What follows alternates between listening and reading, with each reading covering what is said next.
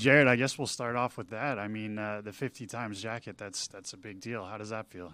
Oh, it feels good. Always good to get recognized for the hard work that you put in. And, when people recognize that you don't cut corners, you just put in hard work, it's always good. So much appreciated. Thank you, Jeff. Thank you to the anti-doping program that we have here to make sure we got a clean sport and fair level playing field. And, it feels good. And I know you don't like to talk about age as much, so we'll say, how does it feel coming back from the injury and being at level 40? Oh, it feels good. Level 40 is awesome. You know what I mean? Just as good as level 30, way better than level 20. So, yes, I'm feeling great coming off the injury. I've got a really good team behind me, so injuries are essentially non-issues. Torn MCL, got through it, had the surgery, and back to the grindstone. Has there been any word from the UFC about a potential title shot after this one? Because I know you were talking about if you had taken the Hamzat fight before the injury, that kind of would have got you direct shot to the title. Yes, they did. Yes. Backstory, for the little backstory.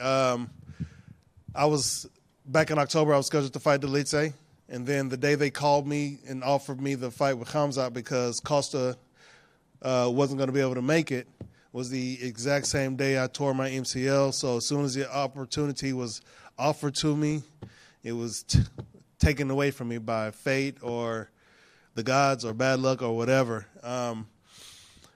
But it is what it is. But again, my team, the lab, Air Sports Medicine, my good surgeon, Dr. Chabra, made sure I came back strong. Did the repairs, got a good strong MCL and the brace in there, and we did all the work that we have to do. You know what I mean? Showing up, putting in the numbers, putting in the work, putting in the time, and getting through it. No, I didn't get any indication that this fight will give me a title, but as with any fight, a good performance will definitely raise my stock. So. Coming off of a record-setting fight of the night performance against the number 3 guy, I was hoping to get something better than a Delice matchup or an Imavov matchup, but everybody else has been matched up. All the top guys have been matched up. So this was all that was left. So I'll take it and give them another potentially record-breaking, but definitely a performance that's going to raise some eyebrows and raise my stock. I saw recently in an interview you did with James Lynch, you quoted Nassourdine Imavov as a good opponent to kind of knock the dust off after the injury. Yeah. I feel like that's not you underestimating him, but I mean you've got the higher rank. He's obviously lower in the rankings. You got to feel pretty confident going into this one. I'm confident going into all my fights. I have all the confidence and trust in my ability to get in there and put a hurting on these guys. If he fights the way we expect him to fight, it's going to be a good night for me. Now, if he goes in there and fights, scared of getting hit and stuff like that, it's still going to be a bad night for him and a good night for me. If he fights trying to survive, that's not going to look good. It's not going to be good for him. So I expect him to come in guns a-blazing, and that's going to be perfect. That's what I want. Somebody who's going to engage in the fight with me. And that's a good dust up to knock the dust off. I want to kind of talk about that as well, because we've seen in the UFC it can kind of be like, what have you done for me lately type thing. And we saw in the Sean Strickland and Paulo Costa fight, they said that, they were going to go to war. And it seemed like one guy in Sean Strickland came to fight and one came to sort of point fight. And then you've also got the fight between Robert Whittaker and Hamzat. Say that one doesn't end in a finish and you go out against Imavov and knock him out very convincingly. Do you think that can catapult you right to the top of the line? Absolutely. A good performance, you know what I mean, will definitely, like I said, raise my stock and maybe shoot me to the top of that ladder that gets me that title shot. So, of course, the focus is to fight to the best of my ability. And the way I train for the finish. I don't train to point and to win decisions or anything like that. So should be evident in my last fight, breaking the record for most significant strikes, not just pity-patty strikes, significant strikes. You know what I mean? Also incorporating more grappling. You know what I mean? I took my man down intentionally this time, intentional takedowns, strategic, tactical takedowns. Just opening everything up in the octagon, you know what I'm saying? Just being the best mixed martial artist I could be. And more pressure, bigger presence, better me is going to definitely lead to another title fight. Awesome. And, man, I think that's about it for me, brother. All right. Hey, Jared. How does it feel getting out of the Apex this time for another main event? This time in Louisville, going against Imavov, but last couple have been in the Apex. How does it feel to be competing in a main event in front of a live crowd? This is going to be nice. I think the Apex octagon is a little bit smaller than the arena octagons, so it's going to be nice to have more room to, to spread my victims' guts all over the place. But yes, the Apex octagons kind of seem slippery to me, you know what I mean? So hopefully this one is going to have more grip so I can really get in there, dig my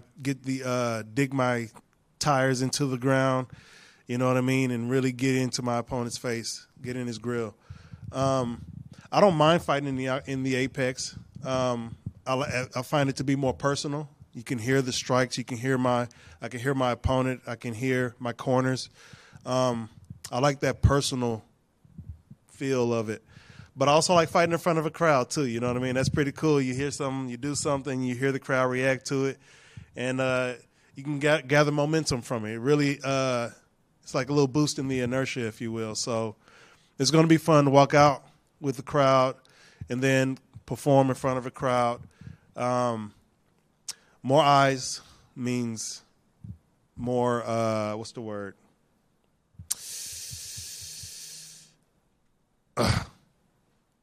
You know how it is. More people watching, more people going to want to watch, especially when they see what I'm going to do Saturday night.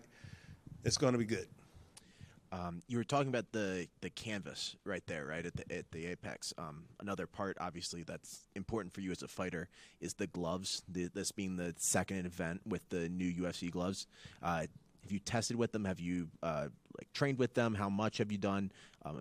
For you, is there any difference between them? How do you feel about them? Yeah, there is a difference. I find that when you close the fist, it goes from the top of the fist. It's not like a 90-degree turn or anything like that, but I can feel I can see that the glove tapers down for the knuckles. I think that's going to help create a better impact. Also, it tapers on the knuckles from the two knuckles, the top two knuckles, which will create a better impact as well. I know they're talking about the decrease in cuts and eye pokes. I don't think that's going to be. I don't think that the gloves are going to affect decrease the occurrence of cuts and eye pokes. So it may decrease the cuts because there's less material, less stitching. You know what I mean? So in that regard, it'll be less scratches and stuff like that. But not for eye pokes. I think people get eye poked because people got their hands open. And the glove doesn't keep you from opening your hands and extending your fingers. And people keep talking about it. I think this is a part of the sport that we need to learn to live with because it's mixed martial arts. There's grappling involved. We need our fingers. We need our digits to work with this. So if you want, make it a stronger penalty for poking somebody in the eye if you want to. You know what I mean? Quit bitching about eye pokes. You know what I mean? And just harsher penalties, if at the very least. Would you be a fan then of like automatic point deduction for any eye poke penalty going forward, something like that? No, because no eye poke is the same. Now, if the finger goes directly into the eye socket, probably, yeah. You know what I mean? And it's a very, if it's egregious, if they're pulling, like the way Weidman did in his last fight, he was trying to hand fight a lot. And then when the guy moved forward, he's not accustomed to closing his hand and being defensive. He was like, ugh. You know what I'm saying? I think, yeah, we need to do something about that. And my opponent, Nassourdine, does that. He hand fights. He plays with the hands. And then if I move forward on him, his hand could easily go into my face, poking me in the eye, fish hooking me maybe. But, yes, if a fighter continually does that without any sort of adjustments or anything like that, then I don't know about automatic. But like I said, no two eye pokes are the same. So I think we should leave that up to the discretion of the referee. Perfect. Going into this fight against Nassourdine, sort of a different style than what you faced before, though similar in many ways. What do you see out of him that's sort of different than previous guys that you've faced? Man, I've been fighting at the top of the division for a long time. So,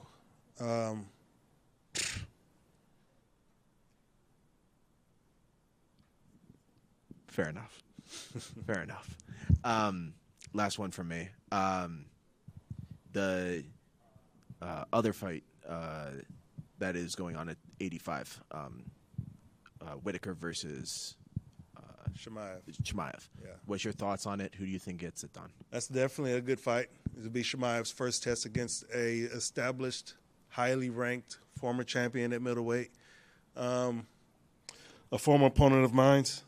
So it'll be interesting to see how he deals with Whitaker. Whitaker is very crafty. He's been here for the longest. You know, he's fought all of us at the top and outside of Strickland, and he's still here. You know, so he started at welterweight, same as Chimaev as well. But I favor Whitaker in this matchup. I feel that if Chimaev doesn't get him out of there in the first round, then I think Whitaker has a better chance of beating him. Not to say that Whitaker can't get him out in the first round. So we'll see. You know, if Chimaev wants to go in there and throw himself into the fire like that, we'll see what Whitaker has for him. I think Whitaker he's shown that he's gotten better. You know what I'm saying? So it ain't gonna be easy. It ain't gonna be as easy as everybody wants to see happen. But I'm not gonna say that he doesn't have a chance, because he definitely has a chance. He's got the skills. So it's going to be entertaining to see, to say the least. But definitely interesting to see how that fight plays out. And, yeah, we'll see what happens. Awesome, man. Best of luck. Thank you. I actually wanted to go off of that question a little bit. Was there a part of you when you saw Usman move up a weight class to fight Khamzat on short notice and do as well as he did against Khamzat? Was there a part of you that was like, man, that should have been me? You know what I mean? Well, of course, I said that could have been me. But apparently it should not have been, because, you know, we all know what happened. But it was interesting. You know, he's fighting another top-ranked welterweight who moved up. But I don't know what to think. I don't know what to say about that. You know, who knows, man. It was crazy. It was interesting. It was fun to watch. It was a good match. He did what Khamzat does in the first round, and apparently the rumor is that he hurt his hand. But he didn't have surgery to repair that hand or anything like that. So, and he fought two other rounds against former champion, former welterweight great like that. So, yeah, we'll see how he does up here at the middleweights, with a real middleweight. And I've seen some interesting things you post on your story, and we've seen guys handle, I guess, the comment sections and internet trolls a little bit differently. Like Jamal Hill will respond to them. Ian Gary's a guy that just completely turns his comment sections off. There's you're a guy that I've seen. You get some pretty ignorant comments sent out towards you. How do you deal with things like that? Well, I ignore some of them. You know what I mean? I don't give a lot of people my energy and time. When I get close to fight week, I get more time, I guess. I get more energy to set people straight because you got to educate these ignorant fools. You know what I mean? Because if we don't educate these fools, they're going to continue being fools, being ignorant. So people keep coming to me talking about the Israel fight. And I've always said that I've made adjustments since that fight, but they keep hanging on to that fight. Like, that's me. Like, they didn't see my last fight. Like, I didn't break a record in my last fight. Like, I didn't beat their champion in Sean Strickland. And they say that Sean Strickland won that fight, but that wasn't Sean Strickland when he fought me. Who we saw fought Paulo Costa was a Sean Strickland who walks forward and does his thing. When he fought me, he didn't do that. When he fought Nassourdine, he didn't do that. When he fought Israel, he didn't do that. When he fought Alex Pereira, he didn't do that. When he fought me, he was on his back foot. He was on his heels. He was dodging semis on the highway. It was like he was dodging semis on the highway.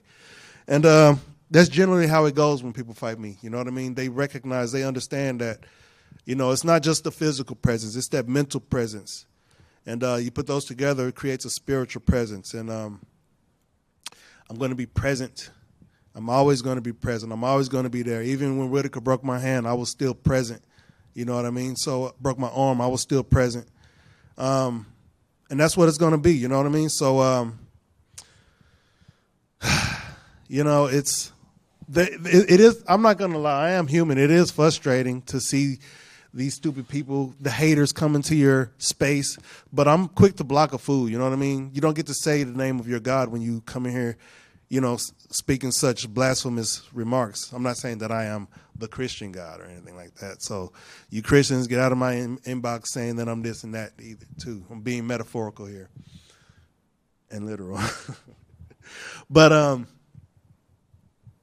it's a crazy world. The internet is a crazy place, man. So I don't like to spend too much time there because I don't want to bring myself down to that level too often.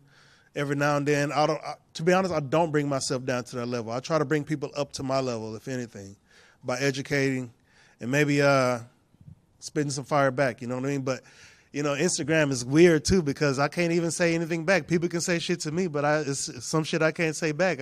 I put one little B word in my comments, and I get flagged, you know what I mean? Stuff like that. But somebody can tell me they want to see me go over to another fighter's house and get curb stomped like some monkey in American History X, and they can fly right underneath Instagram's radar. So that's why I posted that. If I had to see it, then everybody's got to see it.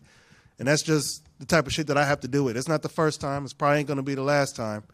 So, yeah, you got ignorant people out there who won't get the shit smacked out of them when they say shit on the internet. But if they come to me in my face, I'll probably end up in jail, which is fine, because it'll be well worth the time to smack the shit out of somebody.